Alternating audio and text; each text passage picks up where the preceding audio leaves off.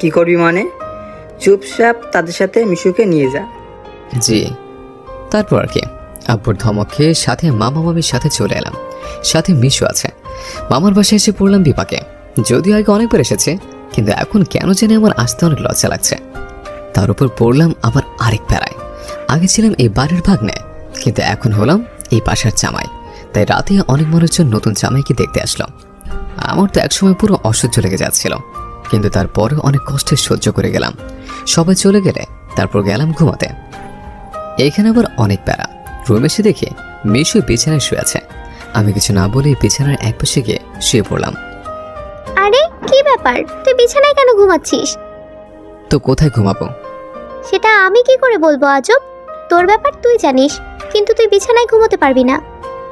আমি আর কিছু না বলে চুপচাপ উঠে আবার দরজার কাছে চলে গেলাম। এই কি ব্যাপার, এখন আবার কই যাস? বাইরে মামার কাছে। কেন? আব্বুর কাছে কেন যাচ্ছিস? তুই তো বললি এখানে নাকি আমার ঘুমানো যাবে না, তাই মামার কাছে যাচ্ছে। তাকে গিয়ে জিজ্ঞেস করব যে আমি আসলে এখন কোথায় ঘুমাবো। আমার কথা শুনে মিশু তিরিংবরি করে বিছানা থেকে লাফিয়ে উঠল। তারপর, এই তোর মাথা খারাপ নাকি? তুই এখন এত রাতে আব্বুর কাছে যাবি? আর এখন আব্বুর কাছে গেলে তো তিনি আমাদের সব কিছু বুঝে যাবেন। তো আমি এখন কি করব? কি করব মানে? তোর যাওয়ার দরকার নেই, তুই গিয়ে বরং সোফায় ঘুমা। সরি, আমার দ্বারা সম্ভব না। আমি সোফায় ঘুমাতে পারি না। সেটা তুই হয়তো কালকে রাতে বুঝতে পেরেছিস। হয় আমি বিছানায় ঘুমাবো, না হয় বাইরে গেলাম। আমার কথা শুনে মিশু কিছুটা রেগে গেল। সেটা ওর মুখ দেখে বুঝতে পারছিলাম। আচ্ছা ঠিক আছে, যা, কালকের মতো বিছানার একপাশে গিয়ে শুয়ে পড়। আর কিছু না বলেই ঘুমিয়ে পড়লাম। এদিকে মিশু আমি শুয়ে পড়ার কিছুক্ষণের মধ্যে বিছানায় শুয়ে পড়লাম। এরকম করে আরো 2 দিন থাকতে হলো মিশুদের বাসায়। তারপর আজকে বাসায় ফিরলাম। এদিকে কোম্পানি থেকে বারবার ফোন আসছে যে কদিন ছুটি নিয়েছে সব শেষ। অফিসে নাকি অনেক কাজের চাপ এখন, তাই যত তাড়াতাড়ি সম্ভব ঢাকায় যেতে হবে। সেজন্য আজকে রাতে যাব ঠিক করলাম। সবকিছু গুছিয়ে রয়েছে। আম্মু, আজকে রাতে আমি ঢাকায় ফিরছি। কেন রে, এত তাড়াতাড়ি? আরো কিছুদিন থেকে যা। না, আমার আজকে রাতেই ঢাকা যেতে হবে। অফিস থেকে বারবার ফোন আসছে। তাই বলে আজকে? আজকে। তা কয়টার টিকিট কেটেছিস? রাত 10টার। বৌমাকে সঙ্গে নিয়ে যাবি। মিশু এখন আবার আমার সাথে কি করবে? ও বরং তার চেয়ে এখানে তোমাদের সাথে থাকুক, এখানে থেকে তোমাদের দেখাশোনা করুক। যেটা বলছি সেটা কর, এর বেশি আর একটা কথাও বলবি না। বৌমা এখানে একা থেকে কি করবে? ওকে তোর সাথে নিয়ে যা। তাছাড়া তুই তো ওখানে একাই থাকিস, সব কিছু তো তোর নিজেকে একাই করতে হয়। কিন্তু আব্বু? কোনো কিন্তু নয়, তোর বাবা যা বলেছে একদম ঠিক বলেছে। তুই মিশুকেও তোর সাথে নিয়ে যা। ওর সাথে থাকলে তোর খেয়াল রাখতে পারবে। সেটা না হয় বুঝলাম, কিন্তু একবার মিশুকে তো জিজ্ঞেস করে দেখো ওর যাওয়ার মত আছে কিনা। ওর আবার যাওয়ার মত থাকবে না কেন? কি রে, তুই কি শাকিলের সাথে যাবি না? আম্মু, তোমাদের যা ঠিক মনে হয় তাই করো, আমার এতে অমতের কি আছে? তাহলে আর কি, সব তো হয়েই গেল। মিশুকেও তুই সাথে নিয়ে যাচ্ছিস। তাহলে তুমি তোমার কাপড় চোপড় গুছিয়ে নাও, আজকে রাত 9টায় বের হব। আমি আর কিছু না বলে চুপচাপ সেখান থেকে বের হয়ে গেলাম।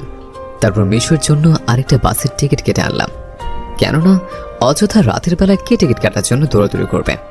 টিকিট কাটার পর বাসায় ফিরলাম একদম রাতের বেলা। যাওয়ার সময় হয়ে আসলে আম্মু আব্বুর সাথে দেখা করে মিশুকে নিয়ে বেরিয়ে পড়লাম। তারপর চলে এলাম সোজা বাস টার্মিনালে। মিশুর সিটও আমার বসার সিট পাশাপাশি নিয়েছিলাম, ফলে মিশুকে আমার পাশে বসতে হলো। এই কি ব্যাপার, তুই জানালার পাশে কেন বসেছিস? কেন মানে? আমার সিট, আমি বসবো না? তাছাড়া আমি যখনই বাসে উঠে তখনই জানলার পাশে বসে। বললেই হলো, তুই কি মেয়ে মানুষ নাকি? জানালার পাশে তো মেয়েরা বসে। ওঠ এখান থেকে, আমি জানালার পাশে বসবো। না, আমি সিট ছাড়ছি না। তুই চাইলে তোর সিটে বস, অথবা অন্য কোথাও যা। দেখ, বাসে আমি জানালার পাশে না বসলে আমার প্রচন্ড বমি পায়। পরে যদি তোর ওপরে বমি করে বসি তখন কিন্তু আমার দোষ দিতে পারবি না। তাই বলছি জানালার পাশে আমাকে বসতে দে। বমি কেন? তুই যদি অন্য কিছুর কথা বলিস তারপরও আমি এখান থেকে সরছি না। তার মানে তুই এখান থেকে উঠবি না, তাই তো? আবার বলতে? ওকে, ঠিক আছে, দেখ তাহলে আমি এখন কি করি। তোর যা ইচ্ছে কর। মিশু আর কিছু না বলে চুপচাপ নিজের ফোনটা বের করলো। তারপর, এই কি ব্যাপার, এখন আবার কাকে ফোন করছিস? কাকে আবার? আব্বুকে। ও, তো মামাকে ফোন করে কি বলবে? প্রথম কথা, ফোনটা আমার আব্বুকে না, তোর আব্বুকে করছি। তারপরের কথা হলো, ফোন করে বলবো তুই আমার সাথে এখন রাস্তার মাঝে অনেক খারাপ ব্যবহার করছিস, শুধুমাত্র তোর সাথে এসেছি বলে। মিশুর কথা শুনে আমি যেন আকাশ থেকে পড়লাম। বলে কি মেয়েটা, আমি আবার এসব কখন করলাম? এই কিসব পাগলির মতো কথা বলছিস? আমি আবার কখন এসব করলাম? তুই যা বলছিস সব তো মিথ্যে কথা। সেটা তো আমি আর তুই জানিস, বাসার লোকজন তো আর জানে না। তুই যদি এখন আমার জানলার পাশে বসতে না দিস, তাহলে আমি এক্ষুনি তোর বাসায় ফোন করব। এখন বল কি করবি? কি আর করার, ফান্দেতে পড়ে গেছে, তাই চুপচাপ জানলার পাশের সিট থেকে উঠে পড়লাম। তারপর মিশুকে সেখানে বসতে দিলাম। আহা, সিটটাতে বসার সময় ডানের কি হাসি! মনে হচ্ছে এখন এক খুশিতে ওর মুখটা পাকা করে দিই, কিন্তু আপাতত মনের ইচ্ছেটা মনে চেপে রাখলাম। এসব কথা ভাবতে ভাবতে কখন যে ঘুমিয়ে পড়েছে তা বুঝতেই পারিনি। ঘুম ভাগলো বাসের ড্রাইভারের ডাকে। চক্ষু খুলে তাকিয়ে দেখে গাজীপুরে চলে এসেছে। যখনই সিট থেকে উঠতে যাব তখনই টের পেলাম মিশু আমাকে জড়িয়ে ধরে ঘুমিয়ে আছে। মনে হয় অনেক আরাম করে ঘুমাচ্ছে, কিন্তু আমার তো দর্শ হচ্ছে না ওকে এইভাবে ঘুমাতে দেখে। হঠাৎ একটা আইডিয়া মাথায় চলে এলো। চুপচাপ নিজেকে মিশুর কাছ থেকে ছাড়িয়ে নিলাম। তারপর হাতটা আস্তে করে ওর গালের কাছে নিয়ে মনে সুখে দিলাম বসিয়ে ঠাস করে একটা। এদিকে আমার হাতে এমন আদর খেয়ে মিশু হুড়মুড় করে চক্ষু খুলল। তারপর নিজের গালে হাত দিয়ে আমার দিকে কিছুক্ষণ অবাক চোখে তাকিয়ে থাকলো। আরে কি ব্যাপার, আর কতক্ষণ ঘুমাবে? বাস তো পৌঁছে গেছে, চল এবার বাস থেকে নামে। ব্যাস, পৌঁছে গেছে সেটা আমিও জানি, তোকে বলতে হবে না। জানলেই ভালো, চল এবার নামে। নামছি। আচ্ছা, তার আগে একটা কথা বলতো, তুই কি আরেকটু আগে আমায় কিছু করেছিস? আচ্ছা, আমি আবার তোকে কি করতে চাবো? কেন, তোকে কি কেউ কিছু করেছে নাকি? আমাকে আবার কে কি করবে? এমনিতেই বললাম চল। চল। মিশু আর কিছু না বলে চুপচাপ আমার সাথে চলতে থাকলো। বাস থেকে নেমে সোজা যে বাসে ভাড়া থাকে সেখানে চলে এলাম। আসলে ওটাকে ঠিক বাসা বলে না, দুটো রুম পাশাপাশি কোন রকমে থাকা যায় আর কি। এ কি, তুই আমায় এখানে কেন নিয়ে এলি? তো কোথায় নিয়ে যাব? আমি এখানেই থাকি।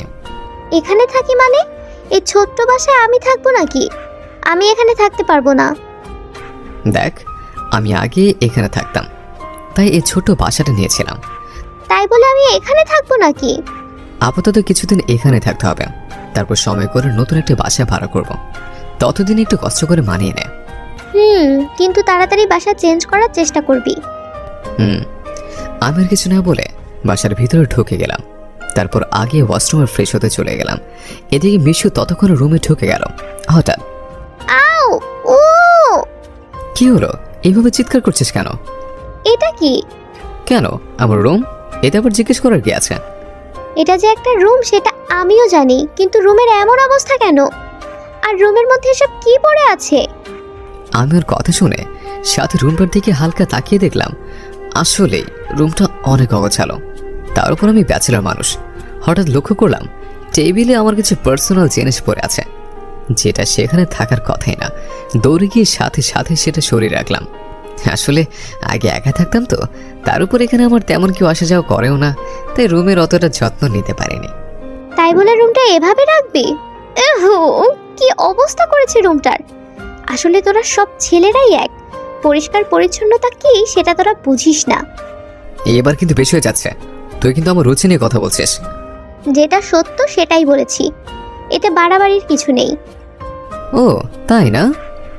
ঠিক আছে, তোর ইচ্ছে হলে এখানে থাক, আর না হলে রাস্তা মাফ। রাস্তা মাফ মানে? আমি এখন কোথায় যাব? তাছাড়া তাহলে আমায় এখানে তোর সাথে নিয়ে আসলি কেন? সেটা তোর ব্যাপার। আর যদি এখানে থাকতে চাস তাহলে চুপচাপ যেমন ভাবে থাকা যায় তেমন ভাবে থাকবে। কিন্তু এ কি, এটা কি আমার বাসা? আমার তো কিছুই মাথায় ঢুকছে না। না, কিছু একটা করতে হবে।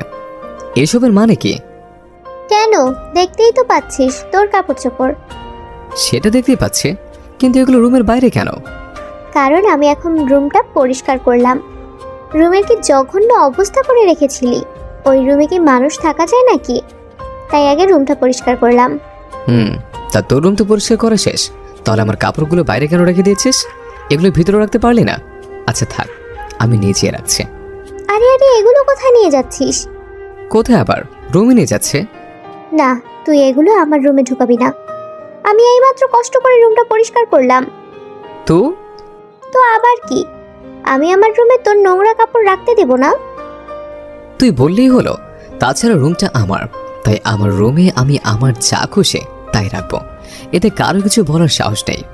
জি না, বলার মতো আছে। তোর কিছু রাখা তো দূরের কথা, তুই নিজেও থাকতে পারবি না। তা কোথায় থাকবো শুনি? সেটা তোর ব্যাপার, আমি কি করে বলবো? ও হ্যাঁ, এই তো তোর পাশের রুমটা খালি আছে, ওটাতে ঘুমাতে পারিস। শুধু একটু পরিষ্কার করে নিতে হবে। মিশুর কথা শুনে মাথায় আগুন উঠে গেল। বলে কি মেয়েটা, আমার বাসা আমার রুম, আর আমাকে বলে কিনা অন্য রুমে থাকতে। রাগে তো আমার পুরো শরীর চলে যাচ্ছে।